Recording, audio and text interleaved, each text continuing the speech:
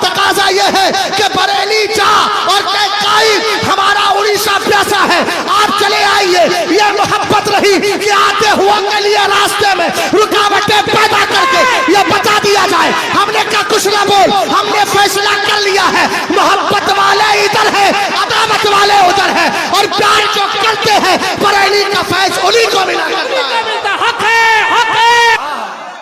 بالکل سچی بات۔ جو کرنا ہے کر لے، یہ تو ہمارے آقاؤں کی طرف سے تھوڑی سی کرم نوازیاں ہیں، ورنہ تیری کیا طاقت ہے کہ روک سکے؟ ابے جب سعودی حکومت نے روکا، مدینے والے کی جب کرم نوازی ہوئی تو دوبارہ سرکار تاج الشریعہ گئے اور کہنے لگے جہاں بانی عطا کر دے۔ جو سرکار کی بارگاہ میں عرض کی تھی، یاد رکھ جب ادھر سے آرڈر مل جائے گا تو اڑیسہ کا کوئی بھی کونا میرے قائد کی سے خالی نہیں رہے گا۔ ہم تو کہتے ہیں کہ ہمارے بزرگوں کی طرف سے ہی اشارہ نہیں، جو کچھ ہوا سب اچھا ہے، مگر یاد رکھنا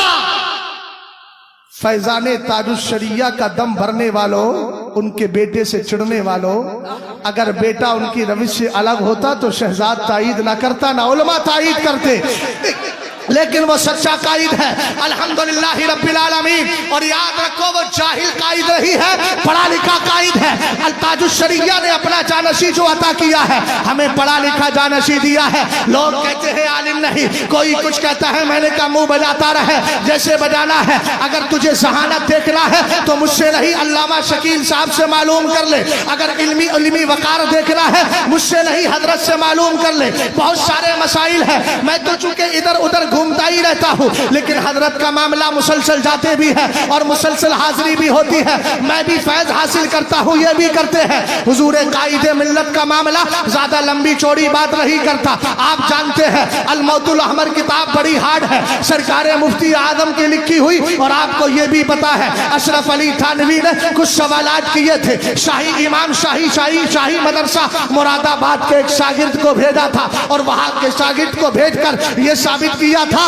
کہ میں اشرف علی تھانوی ہوں۔ اعلیٰ حضرت کے لخت دیگر مفتی اعظم کی بارگاہ میں آیا، آپ نے اتمام حجت کے لیے سمجھایا، ساری باتیں کی اور چلا گیا۔ میں اسی کی بات چل رہی تھی، میں قائد ملت کے پاس موجود تھا، میں اس کتاب کو تر و تازہ پڑھ کے آیا تھا، مگر تھوڑا سا ذہن سے میرے میٹر نکل گیا۔ میں نے کہا حضرت، حضور قائد ملت سے عرض کیا، میں نے کہا حضرت اشرف علی بریلی آیا ہے، کہنے لگے نہیں نہیں، میں نے کہا نہیں الموت الاحمر میں لکھا ہے، میں نے کہا کہ ابھی اس کے اندر لکھا ہوا ہے، کہنے لگے مولانا دوبارہ پڑھیے، آپ کو معلوم نہیں اگر وہ آیا تھا تو مفتی اعظم نے یہ کیوں کہا اشرف علی ظاہری، اشرف علی باطنی، باطنی سے اشارہ ادھر کیا تھا اور ظاہری سے اشارہ ادھر کیا تھا۔ جب میں نے کتاب کو پلٹ کر دوبارہ دیکھا تو جو بات قائد کہہ رہا تھا وہی صحیح لکھی، میں نے فوٹو کھینچا، فوٹو کھینچ کر کے اسی حصے کا اور قائد ملت کو بھیج دیا، اور نیچے لکھا حضرت جو آپ کہہ رہے تھے الحمدللہ وہی بات صحیح ہے،